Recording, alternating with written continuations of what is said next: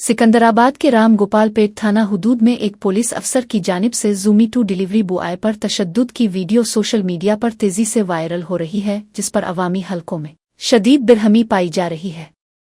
ये वाकया जुमेरात की रात इस वक्त पेश आया जब स्टेशन हाउस अफसर बी सरेश कुमार ने देर रात गश्त के दौरान आइसक्रीम की डिलीवरी के लिए जाने वाले नौजवान आजम को रोककर उसके साथ बदतमीजी की। वायरल वीडियो में साफ देखा जा सकता है कि पुलिस अफसर ने पूछगुछ के दौरान न सिर्फ नौजवान को थप्पड़ रसीद किए बल्कि लाठियों से भी इसकी पिटाई की जबकि वो अपनी ड्यूटी अंजाम दे रहा था। इस वाकये के बाद इंटरनेट सारिफीन और शहरियों ने पुलिस के इस रवैये को इख्तियारात का नाजायज इस्तेमाल करार देते हुए आला हुक्काम से जिम्मेदार अफसर के खिलाफ फौरी कार्रवाई का मुतालबा किया है। मुतासिरा नौजवान का कहना है कि वो मेहनत मजदूरी करके अपना घर चला रहा है और पुलिस का इस तरह सरेआम तशद्दुद करना उसकी इज्जत नफस और पेशा वराना फराइज की तौहीन है।